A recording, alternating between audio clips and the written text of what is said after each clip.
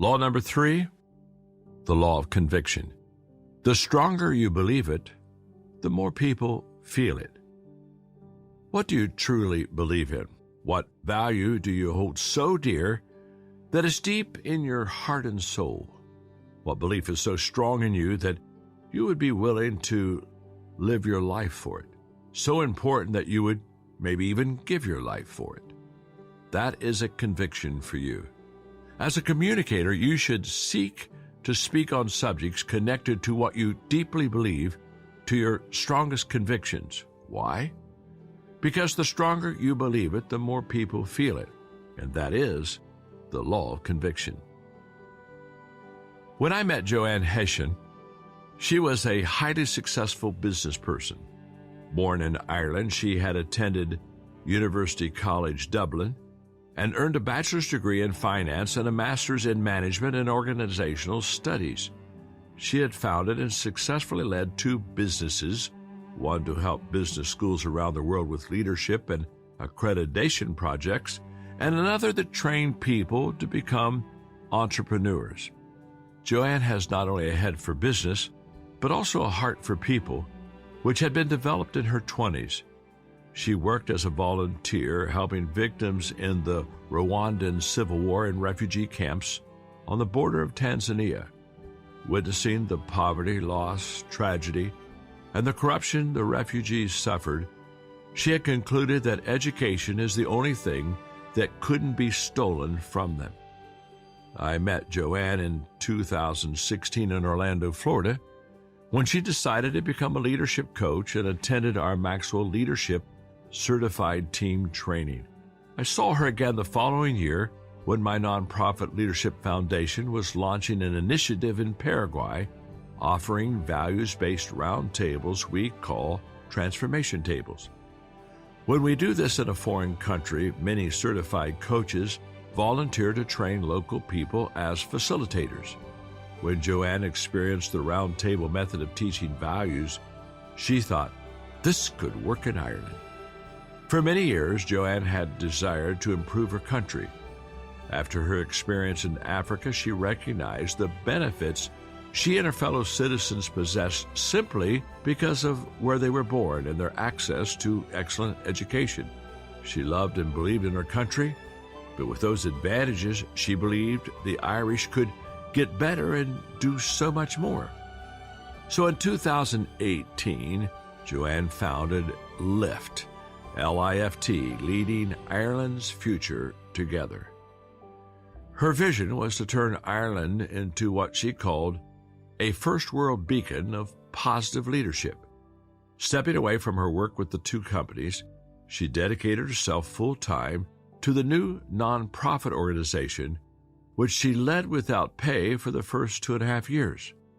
One of the first things she and her co-founders did was invest in research studies to learn what leadership qualities the people of Ireland believed were needed to improve their country. The top responses were listening, positive attitude, respect, empathy, honesty, and integrity, accountability, determination, and competence. With the help of the Global Priority Solutions, which pioneered teaching values through roundtables, LIFT developed material to teach those qualities. Then to launch, Joanne sought input and support from business leaders and people across society, including education, sports, and community groups. LIFT paid for everything using what Joanne called the Robin Hood model. The organizations that can pay for it. For those who can't, we give it away. We never turn anyone away. It's for the people of Ireland, by the people of Ireland. I don't own it. Nobody else owns it. It's Ireland's. In 4 years, LIFT has trained more than 22,000 roundtable facilitators, engaged 355 organizations, partnered with 260 schools, 1/3 of the nation's total, and trained more than 50,000 people in leadership values. And Joanne and LIFT are still going strong. In 10 years, we want to train 10% of Ireland's population to improve the country, she said. After that, we'd like to share what we've learned with other countries. When Joanne founded Lyft, she originally intended to get it running and then return to her businesses. Not now. Her businesses are running well without her. Besides, why would she stop doing what she always was meant to do after she had finally found it?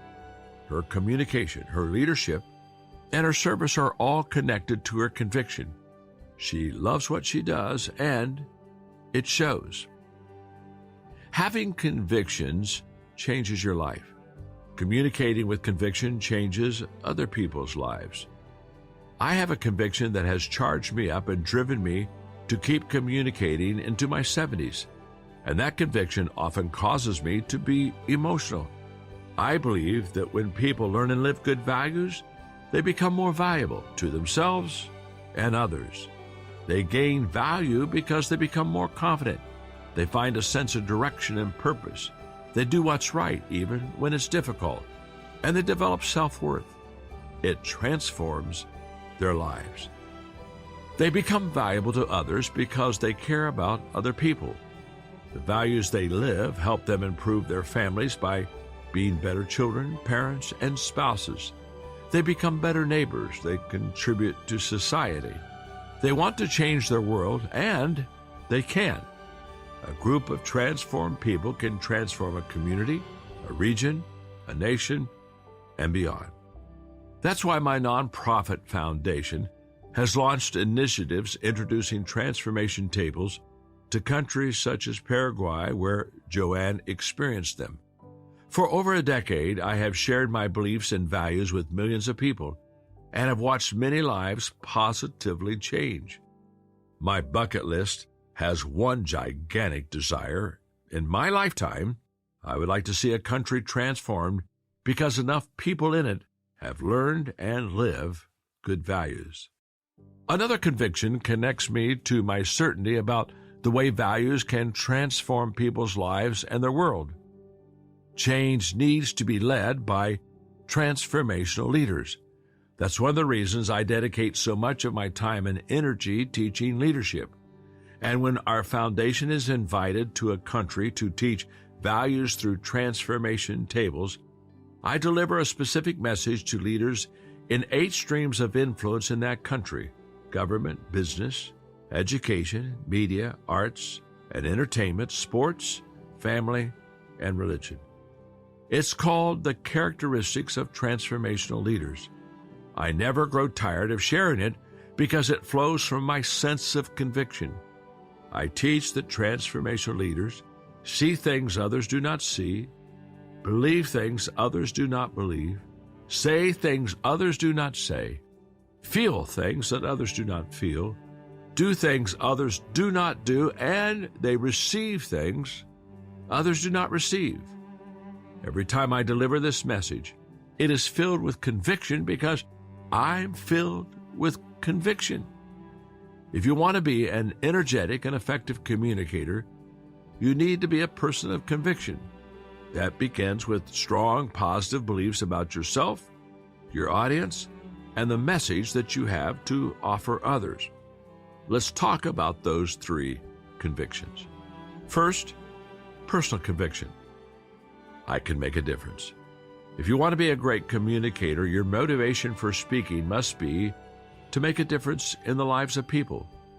To successfully make a difference, you must believe that you can make a difference. I believe I can make a difference. I believe I can change my world. You must believe that too. That's where your conviction must start. Speaker, author, and entrepreneur Ed Milet tells leaders, everybody you lead does not have to believe what you're saying. They only need to believe that you believe what you're saying. The same is true for communicators. If you're convinced that you can help people, they will listen to you and they will give you a chance. Number 2 is people conviction. I have the conviction that people can improve their lives. For you to make a difference in people's lives, you must hold the conviction that their lives can be improved. The 2 go hand in hand. In organizations, you often hear leaders say their people are their most appreciable asset. That is true, but only if you Appreciate people by investing them with training, resources, and time. Too often leaders say they appreciate their people, but they don't show it. If they really believed it, they would do it. Good leaders and good speakers believe in people, believe they can change, believe they can grow, believe that they can improve, and they help them to do those things. Number 3 is purpose conviction. When I know my why, I know my way. One key to strong conviction in communication comes from knowing your purpose. Belief in yourself and your purpose creates a powerful combination. This is how these two convictions interact. Low personal belief plus low purpose belief equals basically, I won't get started. High personal belief but low purpose belief equals I won't continue. Low personal belief but high purpose belief means I won't achieve my purpose. Only when you have high personal belief and high purpose belief will you and I be able to achieve our purpose. You see, your purpose is connected to your strengths, something I discuss in the Law of Leverage, Chapter 8. But your purpose is also connected to your personal convictions. What are your strongest personal convictions? Can you articulate them? Have you connected them to your purpose? Do you use them in your communication? If you don't know the answers to these questions, I want to help you. For several years, my nonprofit organization has been teaching values to middle school and high school youth using the curriculum I developed and wrote with the assistance of Aaron Miller, a member of my writing team. As part of that teaching, we help students recognize what they feel, think, know, and do so they can develop convictions they can act on to change their world. The process is the same for adults. So I want to share these same ideas with you to help you identify your personal convictions. What do you feel? The feeling question can be the easiest to answer for most people because feelings are accessible and we react emotionally to so many things in our lives. If you pay attention to your emotions, you can learn from them. What we feel often influences our actions first. During a crisis, feelings usually dominate, but they also give us hints about what we are passionate about. What feelings speak to you? What touches your heart so deeply that it makes you cry? What gives you such joy that it makes your heart sing? What makes you so angry that you want to do something about it? What gives you hope to make a difference? Tap into your feelings to gain insight into your personal convictions. What do you know? While feelings are valid and give you clues about your convictions, they sometimes are not based on facts. That's why it's important for you to add what you know to how you feel. Following your feelings while ignoring facts will limit you, but relying on facts and ignoring feelings will frustrate you. You need to integrate the two. What do you know to be true no matter what? No matter what you feel, no matter what circumstances you face, what are those truths about life that you know you can take to the bank? These are also indicators of conviction. Integrating what you know with what you feel will strengthen your convictions. What do you think? Thinking has great value because it brings feeling and knowing together, evaluates both, and seeks good conclusions. It acts as a highlighter, bringing out the best of your emotions and knowledge, and as a filter, removing the worst parts of each. No matter your age, you've experienced a lot of life. What have you observed? What have you figured out? What have you learned by examining your failures and successes? What are the principles and practices you've discovered that have helped you and that have the potential to help others? These also help you to recognize your convictions. What do you do? Now that you've examined your feelings, looked at the facts, and added what you have learned, it's time to identify your convictions and put them into actions. When you test a belief, if it's solid, it becomes a conviction. The value of values. When I was growing up, my strongest conviction related to my faith. As I grew older, I began to consider additional ideas, values, and principles that I could rely on. I discovered that convictions acted like anchors in a storm, holding me steady during rough times. They were like friends who gave me assurance when I was uncertain. They were like the North Star, able to guide me when I felt lost. They were like a cool drink of water, able to refresh me when I was weary. When I was in my mid-30s, I created a talk called Principles That Guide My Life, because I believed that sharing my convictions would help others figure out theirs. I share them with you now with that very same hope. These are my principles that guide my life. Number 1, my attitude determines my altitude. Number 2, there's not much difference between success and failure. Number 3, personal growth precedes professional growth. Number 4, helping others succeed helps me to succeed. 5, having integrity is the only way to live. Number 6, getting along with people is my most important ability. 7, paying now and playing later is the key to achievement. 8, giving is the highest level of living. 9, life is not a dress rehearsal, so live today fully. And 10, success is having the love and respect of those closest to me. If you're familiar with my speaking or have read any of my books, I'm sure you've seen these convictions come up over and over again. Why? I believe them 100%. They are part of my values. They have helped me have a satisfying and productive life. And they are part of my message. I believe they will do the same for anyone else who chooses to embrace and live them. So how do we communicate with conviction? So I ask again, what do you truly believe in? Do you know your convictions? If not, spend some time thinking about the principles that guide your life.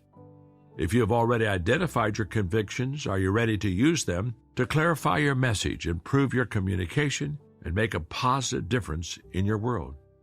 You have the potential to become a communicator of conviction if you embrace and practice the law of conviction. In addition, here are 3 practical steps you can take right away to help your conviction improve your speaking. To communicate with conviction, you must believe in these 3 things. Number 1, believe in yourself. Professors Martin E.P. Seligman and Peter Schulman at the University of Pennsylvania performed studies on the impact of attitude and confidence on people's success. They chose to study insurance salespeople because they knew people in that profession deal with an especially high rate of rejection. What the 2 of them found was that salespeople who were optimistic lasted longer in the profession than those who were pessimistic. People with optimistic confidence sold 37% more insurance than those of their pessimistic counterparts. The lesson we can learn from their study carries over to communication. If you don't believe in yourself, how in the world will your audience believe in you? To be effective as a speaker, you must have confidence, but that confidence must never cross the line into arrogance, or you'll lose your audience. Forbes contributing writer Travis Bradberry wrote about the power of confidence when it comes to leaders, but his observation applies equally to communicators. We gravitate to confident leaders because confidence is contagious, and it helps us to believe that there are great things in store. The trick as a leader is to make certain your confidence doesn't slip into arrogance and cockiness. Confidence is about passion and belief in your ability to make things happen, but when your confidence loses touch with reality, you begin to think that you can do things that you can't and have done things that you haven't. Suddenly, it's all about you. This arrogance makes you lose credibility. Great confident leaders, or may I say communicators, are still humble. They don't allow their accomplishments and positions of authority to make them feel that they are better than anyone else. Conviction brings confidence, and confidence fuels conviction, as long as the focus is on helping others, not advancing yourself. Number 2, believe in your message and your audience. It's vital that you believe in both your message and your audience for you to communicate with conviction. In the next section of the book, What is Said, I discuss creating content. And in the Law of Connecting, Chapter 7, I write about the importance of your audience. If you lose belief in them, you'll have a hard time communicating effectively. If either belief wavers, your communication suffers. For several years, I owned a company called Enjoy Stewardship Services. Our mission was to help nonprofit organizations raise money, and we were successful. Our clients raised more than $3 billion for their causes with our assistance. The process always started with a member of our team going out to these organizations and making a sales presentation on how we could help them. One day, one of our presenters sat with me and said, "I make the same presentation to hundreds of organizations, and I'm bored. Can you help me regain my passion for my talk?" I started by asking him if he believed we were the right company for the job. "Oh, yes," he said. "We do a better job than any other company in our industry." I asked if he believed the message that he was sharing was the right one, or if there was a better way of finding our potential clients' challenges and presenting how our company could help them. "Oh," he said, "I believe in our message. I think we present in the best way we can. If there were a better method, I'd use it." Based on his answers, it was clear that he believed in the message, and I could come to only one conclusion. He was bored because he was focused on himself instead of the people who were listening to his presentation for the first time. He had conviction, but it wasn't focused on the people that he could help. When you speak, your conviction becomes contagious when your focus is on others and the benefits that they will receive from your message. That's when belief blossoms and gains real power. Ordinary presenters become extraordinary communicators when they believe in both. I have given some of my speeches hundreds of times, yet every time I give them, I'm fired up. Why? Because it's new to me? Oh, no. But it's because it's new to my audience. Because my message has helped me, I possess a strong conviction that it will help others. Are you convinced that what you have to say can help your listeners and impact them in a positive way? If so, your speaking will gain conviction. Number 3, believe in the power of your words. When you carry conviction, you become certain, and certainty shows strength. That comes out in your language, which makes the communication of your message even stronger. What you say is positive, not negative. Your language is active rather than passive. Your phrasing is strong, not tentative. And when you believe in the power of your words, you also speak with emotion. That's not a sign of weakness. It's a sign of strength. Don't be afraid to show your heart when you speak. Great communicators understand this. Winston Churchill wrote, "The orator is the embodiment of the passions of the multitude. Before he can inspire them with any emotion, he must be swayed by it himself. Before he can move their tears, his own must flow. To convince them, he must himself believe." Churchill was only 23 when he penned those words, but he practiced them his entire life.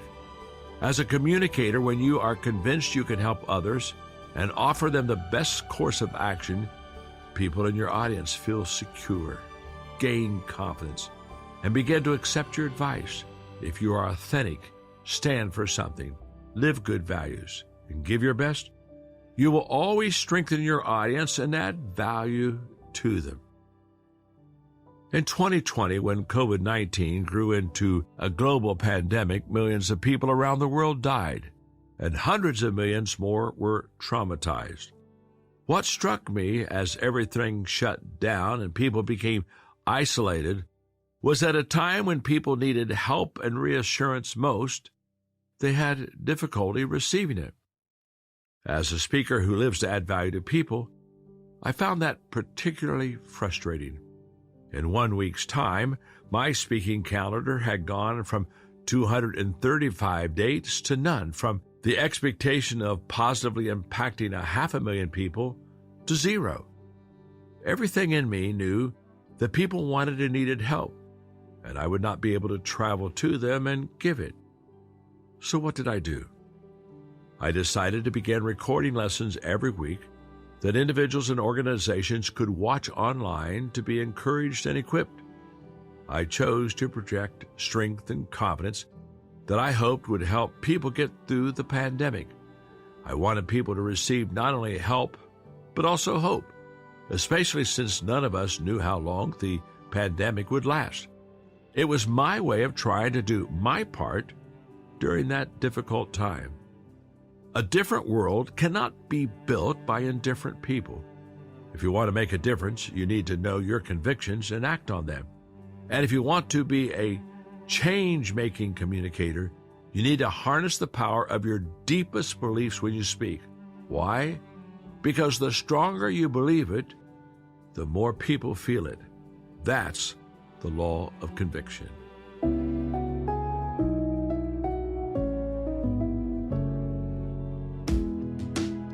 When I was a young